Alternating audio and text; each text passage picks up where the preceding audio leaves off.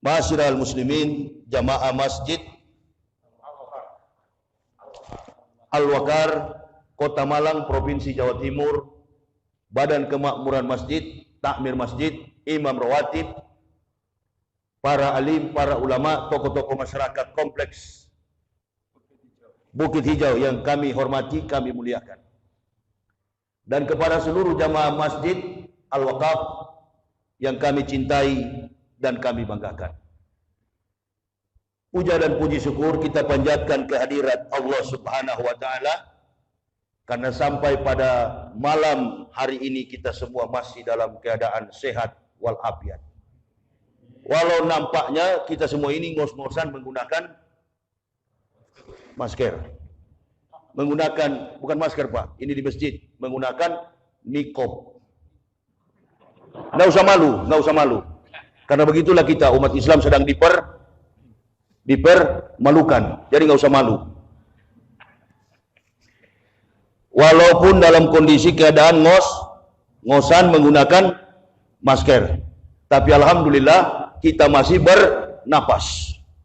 Kalau masih bernapas, berarti masih ada peluang bagi halayak kita sekalian, saya pribadi, ibu bapak, saudara-saudaraku jamaah, untuk menambahkan pundi-pundi amal demi bekal di yaumil akhir nanti. La tasalu qudama abdin yaumal qiyamati min baini yadaillahi ta'ala hatta yus'alu an arba'ati asa. Faqala Nabi sallallahu alaihi wasallam, tidak beranjak kaki seorang hamba dari pelataran kiamat yadaillahi ta'ala, di hadapan Allah Ta'ala, kecuali dia ditanya 4 persoalan. Yang pertama, an umri fima afna, umur dengan apa kita habiskan. Wa an jasadihi fima ablahu, jasad di dalam tanah pun ditanya oleh Allah, dengan apa engkau rapukan. Wa an ilmihi wa amila bihi, ilmumu dalam segala kompetensi keilmuan apa saja akan dipertanggungjawabkan oleh Allah Subhanahu wa taala. Kita akan mempertanggungjawabkannya di hadapan Allah. Dan yang keempat, yang direbut orang-orang dan pejabat-pejabat kita sekarang ini, wa an malihi min aina iktasabu wa fima anfaq. Hartamu dari mana kau dapati, untuk apa engkau belanjakan. Sebagai agama yang kontekstual, daya kekuatan peradaban dunia dan umat manusia telah tersirat secara jelas di dalam 2 kekuatan kitab, Quran wal hadis, kata-kata ucapan lisan yang keluar dari sabda Nabi kita Muhammad sallallahu alaihi wasallam. Selalu relevans, kontekstual, sistematis, teologis, dan rasional. Semua peristiwa yang pernah, sementara, dan nanti akan terjadi, Al-Quran sudah mencatat. Coba, dalam kondisi masyarakat Indonesia yang saat ini, ada nggak referensinya di dalam Al-Quran? Semua ada. Kita beberapa hari ini dikejutkan dengan wacana, argumentasi politik yang kadang-kala membuat tanda tanya besar. Apakah Islam ke depan akan tegak, atau sebaliknya Islam di kemudian hari akan lenyap? Kata Nabi, tinggal nama. Catat baik-baik. Tadi subuh saya sudah jelaskan. Kekuatan kemampuan orang-orang kafir, baik dalam perdebatan argumen sains maupun dalam pergulatan fisik perang. Tidak pernah ada kafir menang melawan bukan muslim, mukmin. Kalau muslim ini saya tanda tanya, Pak. Saya orang yang masuk Islam dengan daya kekuatan kritik yang kuat. Jadi saya sekarang tidak ada yang ajar, tapi saya tahu muslim dan mukmin belum tentu sama. Mukmin sudah pasti dia muslim. Muslim belum tentu. Itu. Ya, tapi jangan ikut-ikutan, ini analisis saya pribadi. Jangan ikut-ikut, nanti bisa sesat Bapak Ibu. Secara hipotesis boleh kita lihat. Di KTP orang agamanya apa? Islam, berarti muslim. Belum tentu beriman. Kami yang dari kafir masuk Islam, belum tentu. Apa yang Ibu Bapak duga? Karena biasanya begini, nila setitik merusak susu sebelanga. Kecewa umat Islam ini terhadap orang-orang yang masuk Islam tidak sedikit. Makanya saya tidak pernah mengatakan saya ini mu'alaf. Karena saya tahu mu'alaf itu, saya tanya guru saya, apa itu mu'alaf? Mu'alaf itu orang yang dibujuk hatinya. Saya nggak ada yang bujuk. Berarti bukan mu'alaf. Terkait dengan kata Muslim tadi, begitu kita menyatakan kalimatullahi amantu billah wa bima qala Allah Ta'ala amantu bi rasuli wa bima qala Rasulillahi sallallahu alaihi wasallam. Kita beriman kepada Allah, tidak sampai beriman la ilaha illallah dan melakukan perintah wajib Al-Quran, perintah Allah.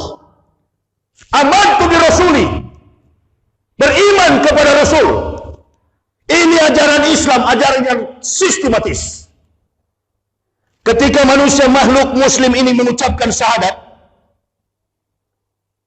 namanya manusia dari dalam rahim ibunya. Siapapun manusia, apapun suku bangsanya, alastu bi rabbikum qalu bala, syahidna. Ada agreement, ada deal to deal, ada perjanjian ketika manusia disimpan ke dalam Qurari makin, ke dalam kantong rahim ibunya.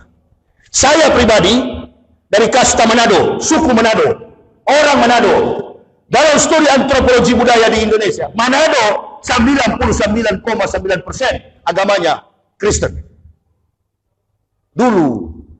Tapi sekarang presentasi umat Islam di Manado, buka aja di Google, 54% Muslim. Allahu Akbar. Jangan saya ngomong, buka aja di Google, presentasi umat Islam di Manado tahun 2020, 54%. Orang sadar, orang kemudian berbalik, kembali kepada fitrah. Karena sudah ada pengakuan, landasan di dalam rahim ibunya. Jadi salah sekali kalau mengatakan bahwa orang kafir masuk Islam itu adalah pindah agama. Dia kembali kepada fitrah sebagaimana pengakuan jiwanya ketika masih membentuk janin. Bukan pindah agama, dia kembali kepada fitrah, come back to the truth, kembali kepada kebenaran. Bukan dia pindah agama. Karena sudah ada perjanjian, alastu bi rabbikum qalu bala syahidna. Ini yang dikaji oleh seorang doktor dari Perancis, ahli kandungan Maurice Buckley. Hanya satu kata, bukan satu surat, bukan satu ayat, satu kata dalam Al-Quran. Laqad khalaqnal insana min sulalatin min tin, tsumma ja'alnahu nutfatan fi qararin makin. Sesungguhnya kata Allah, kami ciptakan manusia itu dari setetes mani, nutfah, mani. Lalu kami bentuk, jadilah saya pribadi. Ibu bapak, saudara-saudaraku, agama apapun kita, suku apapun, coba ditekan volumenya, kurang baterainya habis kali, keras sekali suara saya paksa. Saya punya jadwal masih banyak di belakang, nanti habis di sini saya. Suku bangsa apapun, termasuk saya orang Manado, dari rahim ibu saya, Loce Pansariang, nama ibu saya, ayah saya Reinhard Waloni, setetes mani. Minut fatin amsaj, bahkan dalam surah Al-Mu'minun, nutfah yang bercampur, setetes air yang bercampur antara sperma dengan dibuai dalam ovum. Hadirlah kita manusia. Ini suatu kajian yang ilmiah. Mana ada kitab suci di dunia ini, kitab suci agama apapun, mampu memberikan sumbangsi pemikiran sains. Ada kira-kira? Saya kalau mau debat dengan orang Kristen, saya tidak mau banyak-banyak bicara soal Bible. Saya akan bilang, satu ayat saja ada pendeta yang bisa buktikan Bible Kristen itu dapat memberikan pandangan sains. Saya akan kembali lagi ke Kristen. Kalau ada.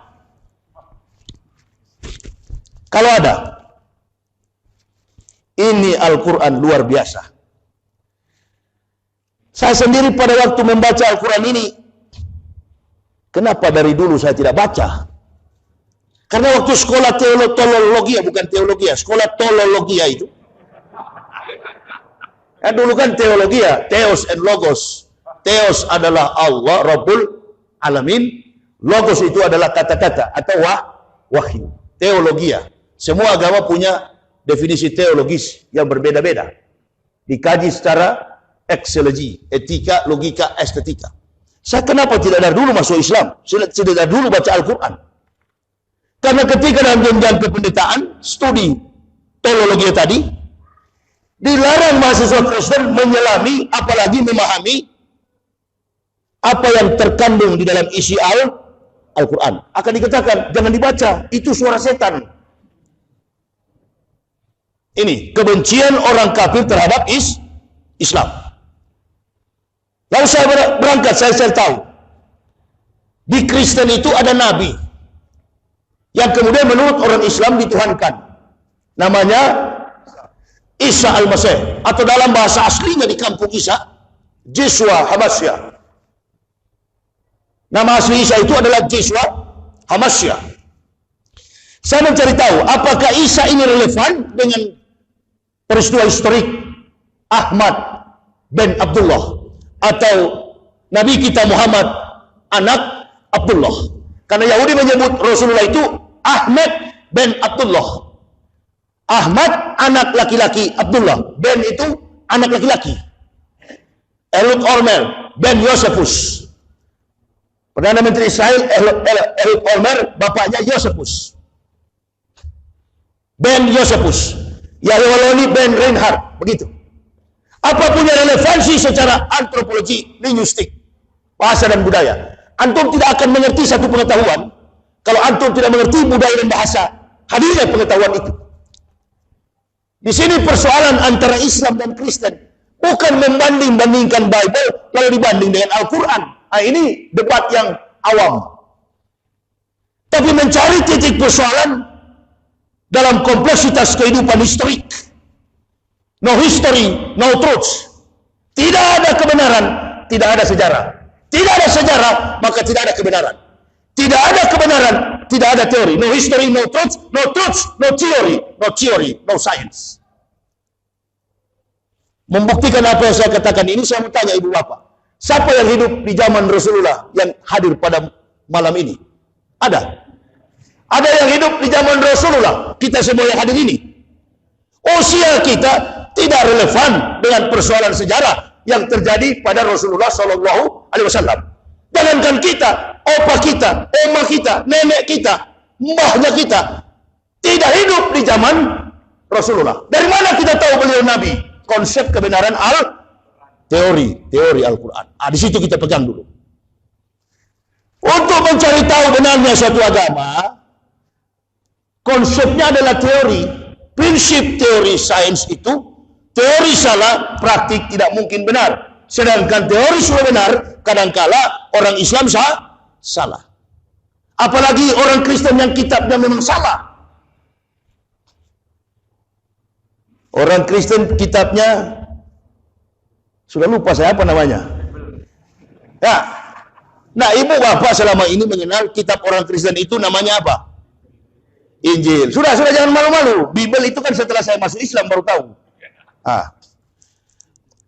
Umat Islam di seluruh dunia mengatakan kitab Kristen itu adalah Injil. Bahkan sekaliber Zakir Naik mengatakan the gospel, Injil.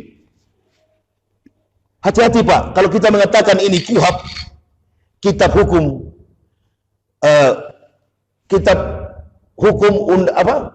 undang-undang pidana, KUHP, hampir saya sebut kitab karena uang habis perkara, begitu ya. Yang lagi ribut ini kan undang-undang cipta kerja, Omnibus Law, keras ini.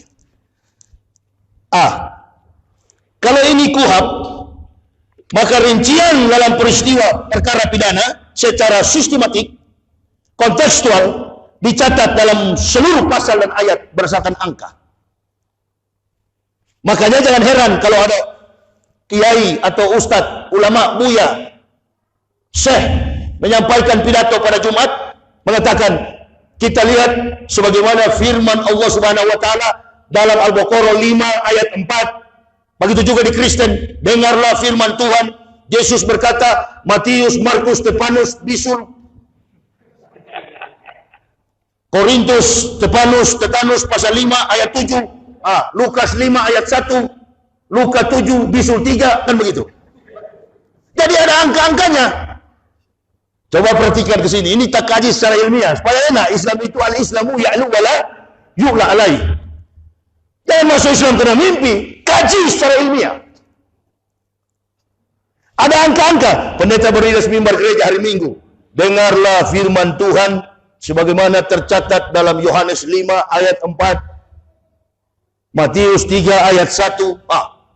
Sama di Islam juga begitu. Ustadz Kiai mengatakan Al-Baqarah sebagaimana firman Allah dalam Al-Baqarah pasal 14 ayat yang sekian. Ada surat Al-Baqarah ayat yang kelima, surat Al-Baqarah ayat yang ke-12, surat Maryam ayat yang ke-30. Semua dirincikan dengan angka-angka. Pertanyaan sekarang adalah, apakah kitab yang ditulis ini betul adalah Injil? Sampai hari ini nggak ada satu Muslim pun yang kritis akan hal itu. Coba perhatikan,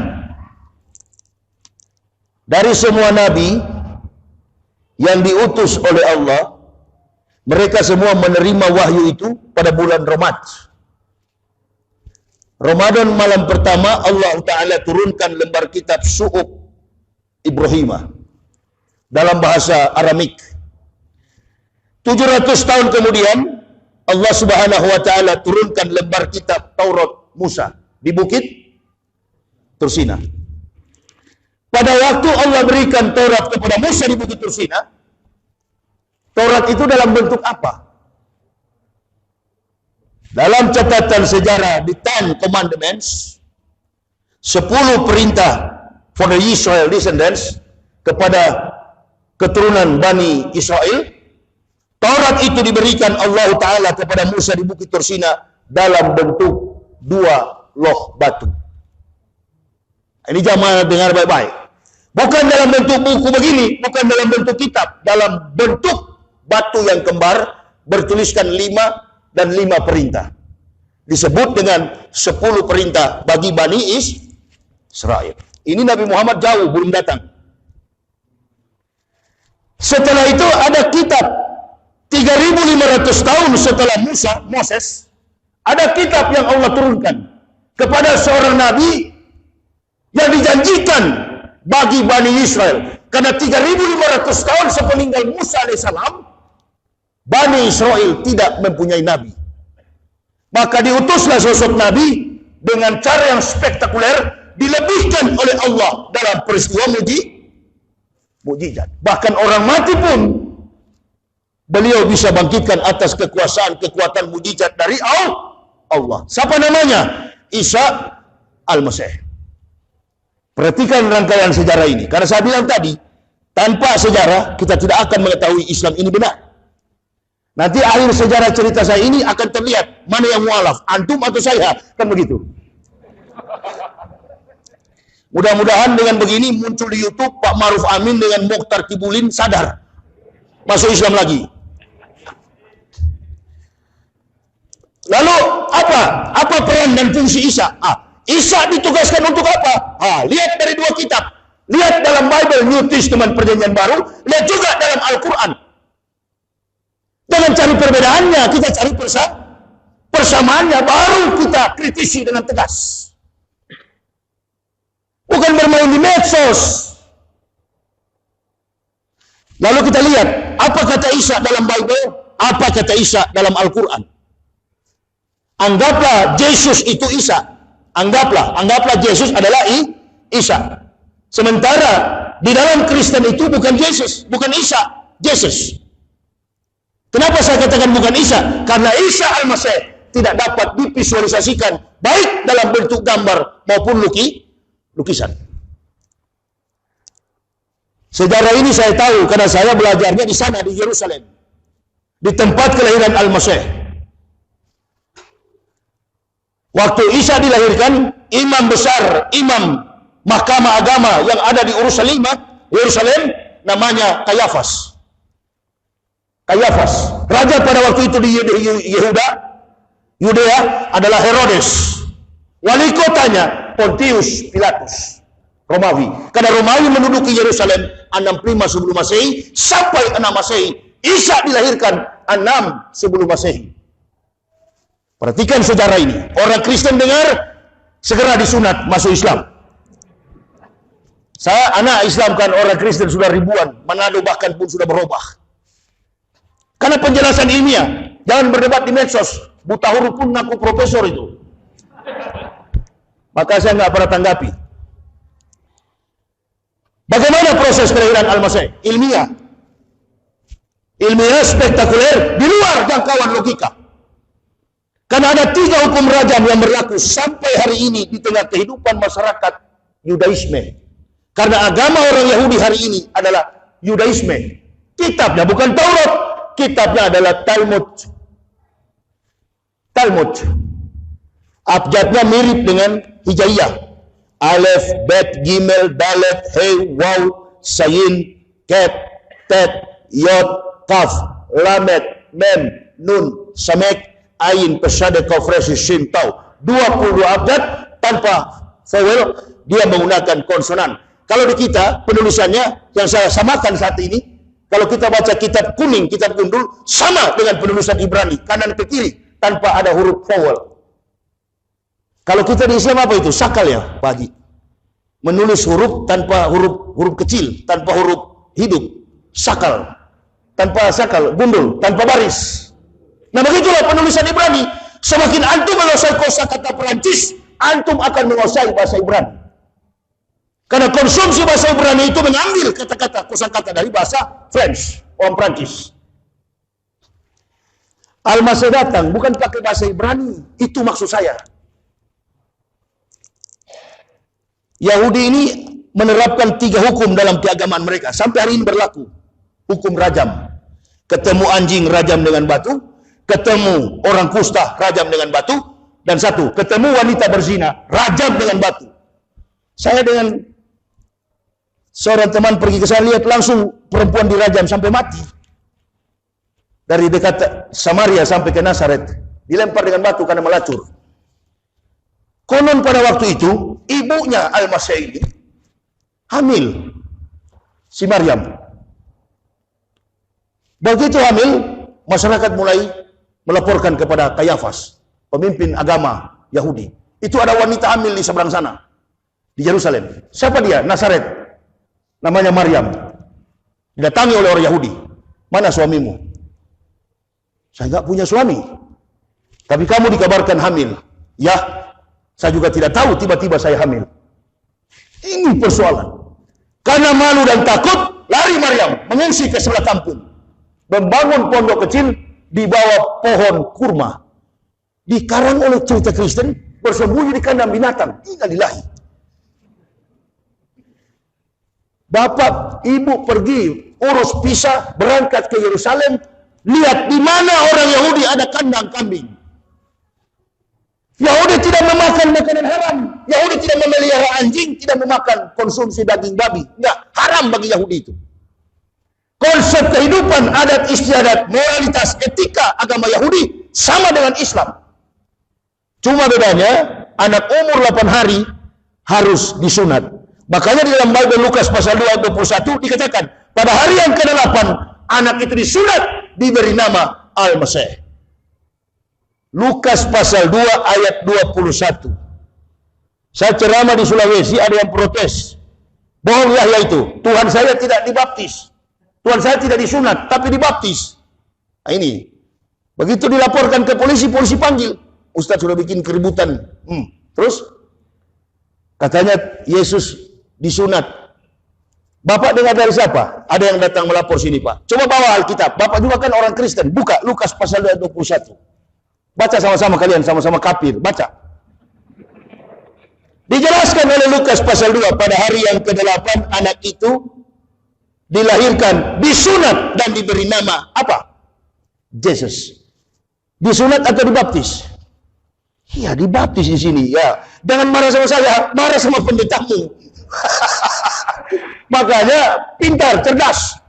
Tidak ada orang kafir masuk Islam, orang bodoh. Kompetensi kemampuan mereka di atas rata-rata. Rugi-rugi saya orang Manado. Kalau masuk Islam bukan dianggap anak lagi. Kalau masuk Islam diusir, difitnah, dihina habis-habisan. Mau saya begitu? Nggak mau sebenarnya. Secara manusiawi saya tidak akan masuk Islam. Akan berpikir, ini pisah dengan keluarga, siapa di tanah Jawa saudara saya?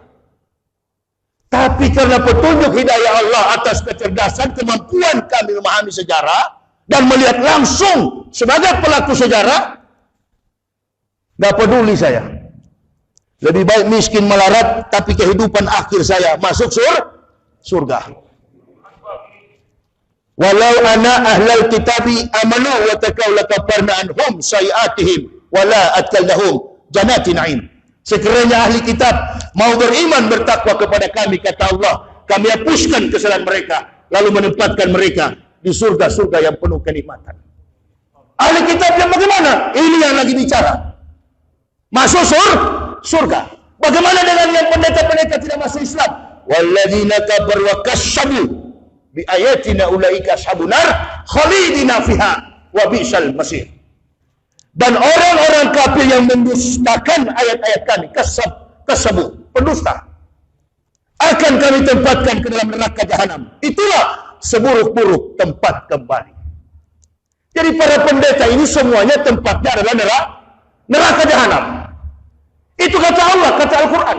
Yang masuk Islam, tempatnya adalah surga. Kalau mau marah sama saya akan buktikan bahwa kitab yang Anda percaya itu bukan Injil. Umat Islam pun jangan ikut-ikutan. Injil itu adalah firman. Injil itu adalah perkataan yang diteteskan, yang dilimpahkan Allah pada lisan Nabi kita yang ke-24, Isa alaihissalam. Klaim, miliki itu bahwa Isa adalah Nabi kita. Yesus Kristus ini, Masya Allah, dari titik sejarahnya sudah beda. Begini lebih mudah. Dua orang duduk di depan Bapak Ibu, satu bernama Michael, satu bernama Abdullah. Mana dua orang ini Muslim, mana kafir? Mana dua orang ini Amerika, mana Arabian? Mana dua orang ini mukmin, mana dua orang ini Kristen? Michael atau Abdullah? Nama Michael Islam atau Kristen? Identik dengan Kristen. Yesus Kristus bahasa apa itu? Kok nggak mau dikritisi oleh jamaah? Alpha, beta, gamma, delta, zeta, theta, iota, kappa, lambda, nu, omikron, pi, psi, terakhir omega. Itu adalah abjad Greek, Yunani. Dari silsilah dewa Zeus kepada Lesos Kristos. Jangan permainkan kitab Al-Quran, wahyu. Wahyu tidak bisa dianalisis secara matematik, logika. Bagaimana mungkin orang dari kampung anak yatim dan piatu tidak pernah mengecap pendidikan formal, tapi menulis susunan rangkaian kalimatullahi yang dapat memberikan sumbangsi bagi pemikiran dunia. Maurice Buckley mengatakan, nutfah itu setetes air dalam bahasa Arab mengandung berjuta-juta sel telur. Dari mana Rasulullah Muhammad kuliah fakultas kedokteran, konsentrasi ilmu kandungan. Ilmu kandungan. Maurice Buckley terus berpikir, ini bukan manusia biasa. 100 the great men in the world is Prophet Muhammad good man, number one. Itu yang dilanjutkan oleh Michael Hart. Dari catatan 100 manusia terbaik di dunia, Rasulullah Sallallahu Alaihi Wasallam adalah the great man, the good man, manusia terbaik. Jadi jangan cuma good looking. Antum kalau nggak bisa baca Al-Quran, nggak usah nantang Islam. Urus agama, anti-Islam. Iya kan? Orang Islam jangan cuma good looking, the great man. 10 tingkat di atas good looking. Jangan cuma nampak baik, tapi juga terbukti baik. The great man, manusia terbesar di dunia. Rasulullah Muhammad Sallallahu Alaihi Wasallam. Ini yang nulis buku Michael Hart. Catatan 100 manusia terbaik di dunia. Rasulullah Muhammad Sallallahu Alaihi Wasallam. Kalau Yesus Kristus, banyak para profesor Amerika, Eropa, Asia, Afrika mengatakan Yesus Kristus is the fictive. Tale plus superstition becomes nonsense. Dongeng tambah tahyul sama dengan omong kosong. Di Indonesia juga kan ada pernah itu tahun 2008 apa 2009. Dari Pulau Jawa sini, kalau nggak salah dari Kabupaten Malang inilah. Ada orang yang mengaku pahlawan Supriyadi. Betul, kira-kira ada itu. Tahun 2008, antara 2008 dan 2009. Sampai diwawancarai, diinterogasi, diinterview oleh Mata Najwa.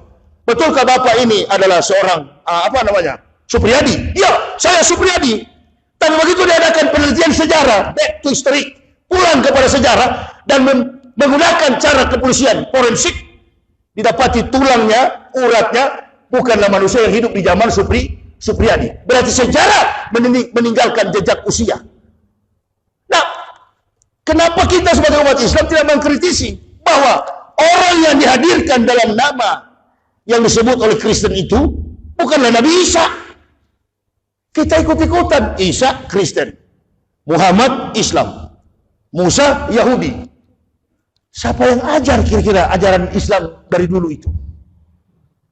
Isa itu Nabi kita. Lakum dinukum waliyadin. Yesus Kristus itu silakan milik Kristen. Kok masih ada orang Islam yang percaya kemudian murtad dari Islam? Makanya beda kalau orang murtad dari Islam dengan orang yang masuk Islam, tuh backgroundnya beda. Orang yang masuk Islam itu kebanyakan meneliti secara ilmiah, bahkan para ilmuwan dunia pun masuk Islam karena kekaguman mereka mengkombinasikan apa yang mereka tempuh dalam spesialisasi keilmuan mereka sebagaimana yang tertuang dalam kebenaran kitab suci Al-Quran. His converts, dia masuk Islam. Bahkan ada seorang profesor botani, ahli tumbuh-tumbuhan, tidak bisa tidur berpuluh-puluh tahun. Begitu melihat orang Indonesia sholat di Masjid Al-Hikmah, Mosque, New York, Amerika, dia lihat loh, sementara imam pidato, ustadz khutbah Jumat, ini jamaah di luar masjid seperti di luar-luar begitu, tidur. Dia bilang besok Jumat saya mau datang sini, siapa tahu saya bisa tidur. Imam masjidnya di sana orang Indonesia, memang masjid komunitas Indonesian Muslim Community, Al-Hikmah Mosque, masjid komunitas orang Indonesia. Begitu dia datang, dia hari Jumat kemudian, dia tertidur, dia masuk Islam. I witness there is no God but Allah, and the Prophet Muhammad is the messengers of Allah. Dia masuk Islam, mengucapkan 2 kalimat syahadat. Bukan orang bodoh, tapi kita di Malang ini, innalillahi. Di Pulau Jawa ini dibodohi 1 bungkus Indomie beras 1 liter, murtad. Beruntung ibu bapak lahir dari Islam, tumbuh dalam keluarga Islam. Miskin melarat, tidak berpengetahuan secara akademik, nggak apa-apa. Yang penting saya beragama Islam. Keberuntungan besar. Qad aflahal mu'minun allazina hum fi sholatihim khashi'un wallazina hum anil laghwi muridunnya wallazina hum fil zakatihi fa'ilun wallazina hum li furujihim hafizun. Di ayat yang lain surat Al-A'la, qad aflahal man tazakka wa zakara isma rabbih fasalla bal tusirunal hayatad dunya wal akhiratu khairu wa abqa. Satu surah dengan surah yang lain mempunyai kekuatan historik sejarah yang sama. Beda dengan di Kristen. Matius bilang ke kanan, Markus bilang salto ke belakang. Ada di kompleks ini orang Kristen, kalau dia ke gereja hari Minggu tegur dia. Kitabnya kan setebal tisu begini. Dia bawa ke gereja hari Minggu, mana dia paham isinya? Nggak paham. Kalau di Islam kita Ustadz menerangkan ada interaktif, dialog interaktif antara jamaah dan si mubaligh. Ditanya sama mubalik, Ustadz menjelaskan tadi begini. Relevansi hadisnya begini. Bagaimana itu terjadi Ustadz? Ustadz menerangkan dengan bahasa aslinya, speak Arabic, bahasa Arab. Di Kristen tidak boleh. Pendeta ente bilang kemarin, jangan coba-coba. Ikuti saya, ini firman Tuhan. Sifatnya indoktrinasi. Kalau di dalam Islam, sifatnya adalah ilmu. Bi ilmi ulama'i, ilmu para ulama disampaikan kepada jamaah berhak untuk mengetahui keilmuan itu. Di Kristen nggak boleh. Apa yang pendeta terangkan, pendeta bilang ke kanan, ke kiri, ke neraka. Ayo sama-sama. Ramai di sana. Semua teori yang tertuang dalam Bible Kristen itu, ibu bapak sudah terjebak selama ini menyebutnya Injil. Injil tidak pernah terbukukan dalam konsep teori kitab seperti Al-Quran sekarang. Injil itu adalah perkataan yang dirahasiakan Allah dalam mulut Nabi Isa. Nanti terbukukan pada abad yang kelima. Di Gua Hira diberikan kepada Nabi kita Muhammad Sallallahu Alaihi Wasallam. Dengan logika sederhana, kira-kira catatan sejarah Isa di dalam Al-Quran yang mengatakan akan datang Nabi Muhammad, apakah Isa pernah jumpa dengan Nabi Muhammad? Tadi kan saya tanya, apakah ibu bapak pernah jumpa dengan Rasulullah atau kakek kita? Enggak. Kami mengetahui Rasulullah, beriman kepada Rasulullah, amantu bir rasuli, karena berdasarkan keterangan Al-Quran. Nah, apakah Isa pernah jumpa dengan Muhammad dan berkata, apa mat? Nanti kalau ente datang, tolong sampaikan bahwa saya juga akan jadi nabi di kemudian hari. Apa pernah terjadi itu? Isa lahir 6 sebelum Masehi, Rasulullah Shallallahu Alaihi Wasallam lahir 20 April tahun 571.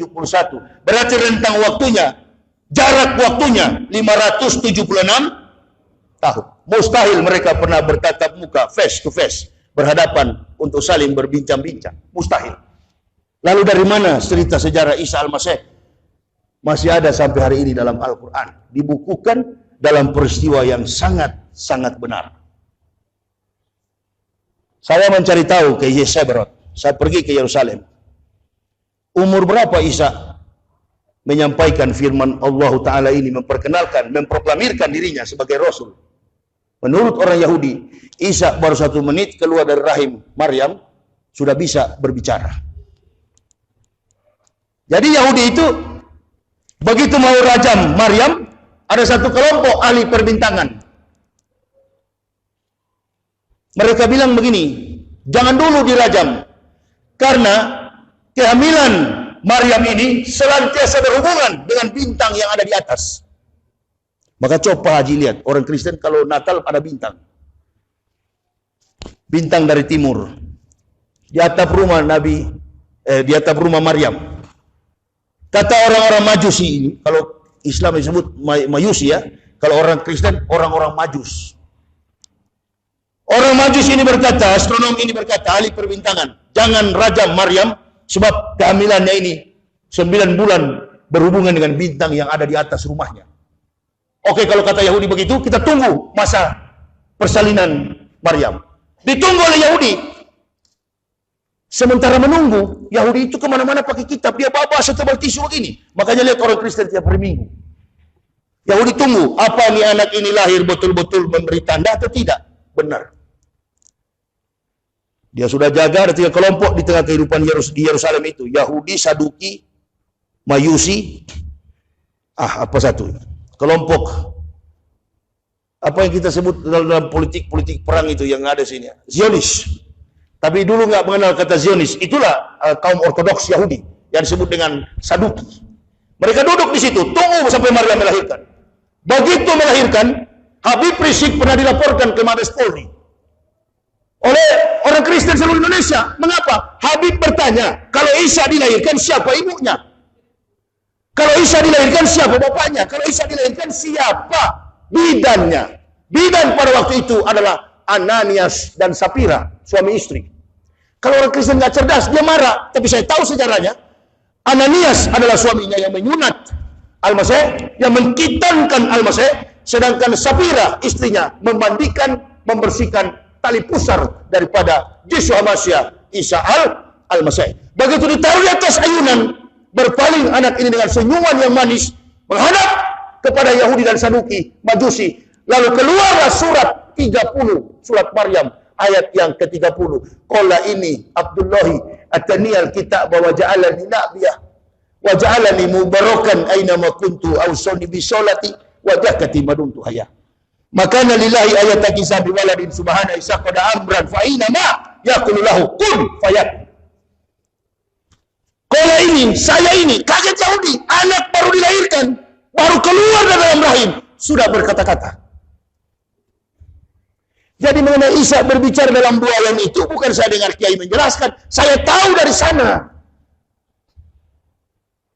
Yahudi ini karena kepala batu, dia bilang sama kelompoknya, ayo kita pulang. Ternyata apa yang dikatakan anak ini, sesuai dengan yang tertulis dalam kitab Taurat, dibenarkan oleh Taurat dan Injil. Pulang kita. Ternyata anak ini memang sudah mencatat dari kitab-kitab para nabi. Kitab para nabi itu ada 3, disebut dalam studi teologi Kristen, Tenak, Torah, Nebiim, Ketubim. Torah 5 kitab, Ketubim kitab para nabi-nabi kecil, Torah, Tenak, Torah, Nebiim, Ketubim. Nabi-nabi kecil, Ketubim itu adalah kitab susunan para rasul. Kalau di dalam nabi ini ada 25 rasul, 124.000 nabi. Pulang mereka. Yahudi katakan, ini jangan dulu menyerah. Kita tunggu satu syarat lagi. Kalau syarat ini terpenuhi, berarti anak ini adalah bagian daripada agama kita. Ditunggu. Yang saya katakan tadi, ketika Isa mengucapkan, Qala ini Abdullahi atani al-kitab, wa ja'alani nabiyah, dan mengutus aku sebagai nabi. Itu ada nggak di Al-Quran sekarang? Ada nggak di Al-Quran sekarang? Apakah pada waktu Isa baru lahir itu Nabi Muhammad tunggu-tunggu lalu pakai pensil dan buku tulis seperti Intel datang periksa Ustadz siapa yang datang? Ya kan begitu biasanya ada waktu kemarin Pilpres, Intel datang di masjid, lihat siapa yang datang, Yahya Waloni, radikal. Kira-kira ada nggak begitu Rasulullah tunggu di belakang pintu Isa sementara Maryam sementara bersalin, lalu Rasulullah tulis, apa ini yang diucapkan oleh Isa? Rasulullah jauh jaraknya dengan Nabi Isa. Tapi karena mereka sama-sama Nabi, satu menyampaikan terjadi. Beda dengan pejabat kita. Menyampaikan A, ini ribut-ribut begini kan karena janji-janji Joko Widodo. Betul atau betul? Dia ucapkan sesuatu yang mengandung janji tidak terbukti. Beda dengan Nabi. Nabi menyampaikan ribuan, ratusan ribu tahun, besoknya terjadi. Itu yang disebut dengan nubuah, risalah, informasi, kitab, wahyu para nabi. Ada sampai sekarang surat Maryam ayat 30 sampai 31. Penelitian ini yang saya mau tahu, apa betul ada relevansinya dengan perkataan Isa terhadap Muhammad. Yahudi pulang, Yahudi bilang sudah, ini anak ini jangan disentuh. Berarti ini dilahirkan dalam keadaan fitrah. Kita pulang. Tunggu 8 hari. Apa nih anak akan disunat? Betul. Datang Yahudi 8 hari, anak ini disunat.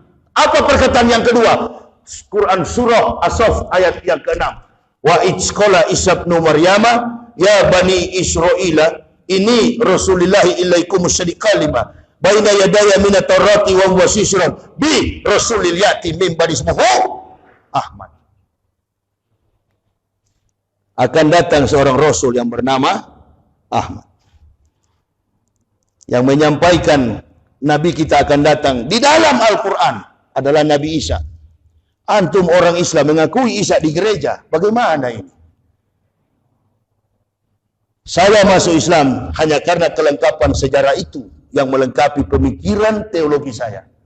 Apa yang saya pelajari di Kristen, bahkan sudah mewisudahkan para pendeta, menyesal saya, minta ampun. Ya Allah, saya akan pergi ke agama Islam. Walaupun saya tidak punya saudara di dalam Islam. Tinggalkan. Bawa anak istri, mari kita ucapkan 2 kalimat syahadat. Inilah agama yang benar. Inilah pegangan hidup dan mati kita. Karena sebentar kita akan berangkat menghadap pengadilan Allah. Kita semua akan diadili dalam pengadilan yang suci. Yadaillahi ta'ala. Hanya 4 persoalan itu yang ditanya. Berhenti saya dari agama Kristen. Serahkan semua argumentasi kitab. Serahkan semua bekal surat-surat UKI Papua. Dan kami berangkat menuju ke Jawa. Saya yang mempendetakan para pendeta. Saya tinggalkan. Sebagai rektor saya tinggalkan. Mbahnya, dedengkotnya kafir. Begitu masuk Islam, Allahu Akbar. Tidak semudah yang kami bayangkan. Menderita. Kalau di sana dari ujung kaki sampai ujung rambut dipelihara dengan baik. Jadi bapak ibu kalau mau cepat kaya, nggak usah tunggu pemberian pemerintah, murtad saja sudah kaya besok.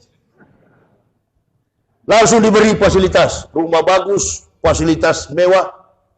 Apalagi kalau yang murtad pintar-pintar, ada kemampuan sedikit seperti Saifuddin Ibrahim, itu cepat kaya itu Pak Haji. Sampai hari ini tidak pernah terbersit dalam pikiran kami. Hubud dunia, ra'sukuli hotiat. Cinta kepada dunia, akar dari segala dosa. Datang Nabi Isa, tumbuh di tengah masyarakat Israel, yang dia sampaikan dakwah Nabi Isa itu, Injil yang benar itu adalah mengatakan akan datang seorang Rasul yang bernama Ahmad, Nabi kita Muhammad Sallallahu Alaihi Wasallam. Itulah Injil yang sebenar-benar Injil. Jadi ibu bapak kalau mengatakan kitab suci Kristen Injil, ibarat bangunan ini, masjid, pondasinya lemah. Hancurkan masjid ini, jangan dindingnya, jangan temboknya, pondasinya digoyang, roboh semua bangunan masjid. Artinya, keislaman di Indonesia ini, disitulah kelemahannya. Makanya jangan heran, biar ulama, biar politikus pintar, mudah dibawa menjadi munafik. Karena dasar konsep tauhidnya lemah. Saya dan keluarga tidak mudah untuk digoyahkan. Coba nonton di YouTube, orang bilang Ustadz Yahya itu berani. Bukan berani, karena saya tahu nggak ada Kristen yang bisa melawan. Gitu. Otaknya, daya motorik, kekuatan pemikiran Kristen itu saya yang kabelnya di kepala itu saya yang sambung dulu. Jadi saya mudah untuk memutuskan. Begitu saya masuk Islam, enggak ada saya pilih-pilih ini NU, Muhammadiyah, Naqsabandiyah, Al-Wasliyah, enggak. Saya tadi subuh orang kunut enggak kunut, saya enggak apa-apa. Kunut menurut NU doa, tidak kunut menurut Muhammadiyah, lebih cepat, lebih bagus. Apa yang ente mau ributkan? Yang suka ribut-ribut dengan sama Muslim itu kepentingannya cuma satu, fulus. Itu. Makanya janganlah bergantung kepada makhluk. Ibu bapak tahu saya selama 14 tahun berkeliling Indonesia itu cuma dengan istri anak. Nggak pernah saya pakai pengawal. Saya bawa mobil selama 14 tahun. Nggak pernah saya terkapar di rumah sakit. Pejabat tidurnya puas, gajinya besar, berobat ke Singapura, pulang tinggal nama, alias wafat. Nggak ada rasa sakit di badan, walaupun musim apa ini sekarang, Covid segala macam itu. Nggak ada sama kami itu, orang lagi tegang pakai masker segala macam. Sudahlah, justru pakai masker itu susah bernapas antum. Apalagi di masjid begini, buka aja dulu Pak itu, jangan malu-malu. Saya juga tahu Pak, orang pakai masker ini kan menghindar denda. Kalau di Jakarta saya tanya, mulai dari imam sampai jemaah, masker semua. Imamnya sholat pun dia pimpin sholat, dia tidak buka masker. Saya bilang, Pak, ketua masjid, ini sumbingnya tuh imam. Nggak sumbing Ustaz, dia kan pakai masker. Lapas Quran pun sudah melenceng jauh karena mau menutupi. Ya, ada corona ini, ada. Saya yakin ini senjata biologis yang bocor karena sudah mengglobal. Ada itu. Di mana-mana ada. Wajib untuk kita waspada. Raja Salman aja tutup lockdown. Saya dari awal sudah ceramah, sekarang terbukti. Muldoko dengan dokter ribut. Saya sudah katakan ini bisnis WHO. WHO bermain dengan para mafia-mafia di Amerika. Ini pertarungan bisnis ini. Sudah lama saya sampaikan, terbukti sekarang ribut. Orang mati karena jantung dibilang Covid. Coba habis ceramah begini pergi ke dokter, mana ada yang berani ke rumah sakit? Nggak berani. Setelah didiagnosa, check up, diagnosa Covid. Sudah dikubur, baru keluar suratnya. Hasil diagnosanya, penentuan penyakitnya. Non-reaktif. Bukan positif negatif. Kalau virus bukan positif negatif. Reaktif, non-reaktif. Dan orang Indonesia ini secara antibodi imun tubuh ini kuat karena mengkonsumsi makanan-makanan bergizi. Tidak rentan dengan virus. Kecuali di Eropa, Amerika, itu rentan dengan virus. Nah, keimanan ini yang kami sadari bahwa Islam dan iman tauhid itulah mengalahkan segala macam kekhawatiran. Kami jalan keliling Indonesia. Saya yang bawa mobil. Berhenti di mana-mana, entah ini cebong, kampret, nggak tahu saya. Kafir, munafik, PKI, nggak peduli saya. Dikawal-kawal saya nggak suka. Biar saya jalan sendiri dengan kemampuan atas pertolongan hidayah dari Allah. Nggak usah masuk ke Muhammadiyah, nggak usah ke NU, nggak usah ke Banser, nggak usah ke PI, nggak usah ke Ansor, apalagi jadi ban serep. Masjid dimusuhi, umat Islam dimusuhi, gereja kau jaga, kau jilat kotoran kafir di sana. Itu. Jadi penjilat. Makanya saya senang dituduh kadrun. Bagus kadrun itu. Kadrun itu adalah melambangkan apa? Kadrun itu. Kadal itu melambangkan apa? Pertarungan, melambangkan pejuang. Bertarung di daerah tropis, minum pun tidak, kuat bertahan seperti onta. Jangan ibu bapak menjadi anjing. Kotoran pun kau jilat, makanan sampah pun kau makan. Itu adalah anjing. Nah ini. Bangga saya dituduh kadrun. Kadal, gurun. Yang keluar dari musuh, Paul. Musuh punya mulut. Bahwa orang Islam itu katanya kiai kadrun. Ada Ustadz PKI sekarang? Oh ya banyak. Banyak. Karena yang anti tokoh-tokoh agama, yang anti ulama, yang anti Islam adalah komunis. Ada, banyak. Maka kita berdoalah kepada para pendakwa ini. Kemarin sudah ada ulama yang ditusuk, Syekh Ali Jaber. Iya, insyaallah datang ke sini. Tapi mic-nya perbaiki dulu, keras sekali ini. Kenapa? Saya kencang betul bicara, artinya teriak sudah setengah mati. Jangan bilang Ali Jaber, Pak, sekelas saya aja ya, cek. Malu-maluin. Iya. Yang datang ini aja kelas kampung sudah begini modelnya, apalagi Syekh. Jadi sudahlah, inilah kita kebanyakan orang Indonesia ini. Terlalu tinggi bicara. No action, talk only. NATO semua, Pak. Bapak bukan anggota DPR ya? Oh. Merah ini, PDI jangan. Kopiah merah ini. Jangan-jangan kawan ini, lawan ini. Satu waktu di Lampung saya tidak tahu kalau yang undang ini PDIP. Namanya Sunarto. Begitu saya ceramah, saya bilang doakan Megawati supaya cepat tewas, cepat mampus. Ustaz, jangan itu ketua umum saya, ente juga cepat mati di situ. Sama-sama kamu dua mati di situ cepat. Sampai pulang saya tidak dikasih amplop, Haji. Kebetulan saya juga bukan imanuhum fi amplopihim. Ya, saya kemana-mana dengan ilmu. Bawa buku saya jual ke jamaah. Itulah saya beli bensin. Bagi yang minat untuk mendapati ini, ente tidak miliki ini, rugi antum. Nah, ini buku paling jelas untuk menceritakan kebohongan kitab Kristen. Habis semua saya bongkar di sini. Jadi saya yang mengislamkan kami adalah kebohongan Bible Kristen. Ini datanya. Kalau ada tetangga kafir di sekitar sini, kasih aja di buku suruh dia baca. Besok ke gereja itu, malas, benci dia. Muslim yang baca, insya Allah keimanan tauhidnya makin kuat. Nah, ini yang saya bawa kemana-mana. Nggak mau saya merayap ke pintu Joko Widodo. Nggak. Kalau ulama sudah merayap ke pintu pejabat, innalillahi. Mau bawa kemana kejujuran agama ini untuk umat yang begini besar? Saya sudah berkeliling kemana-mana, seringkali jamaah bertanya, Ustaz tidak pernah takut di jalan. Takut sama siapa? Takut sama orang Kristen kalau ketemu. Ya sering juga ketemu, tapi kok dia lari kalau lihat saya. Di Manado pernah saya sampai mobil saya dibakar. Dikeroyok. Tapi saya katakan bahwa saya dan jamaah juga jangan lantas dengar begini langsung cari di mana orang yang ganggu. Nggak usah, sudah resiko. Kalaupun mati di jalan dakwah itu adalah jihad. Saya minta kepada jamaah cukup doa. Ya Allah, ya Rabbi, dimanapun Yahya dan keluarga berada dalam menegakkan dinul hak, dinul Islam, lindungi, naungi, payungi dalam keberkahan rahmat hidayahmu dunia hatta akhirat. Itu aja, amin. Itu aja doa saya minta kepada jamaah. Karena kami menegakkan Islam ini bukan mudah, berat.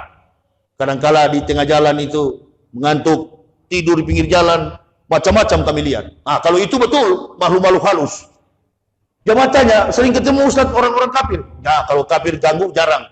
Tapi ketemu orang makhluk-makhluk halus itu sering. Kok bisa begitu Ustaz? Iyalah, karena di sana kan tidak pernah ketemu, memang sama-sama halus.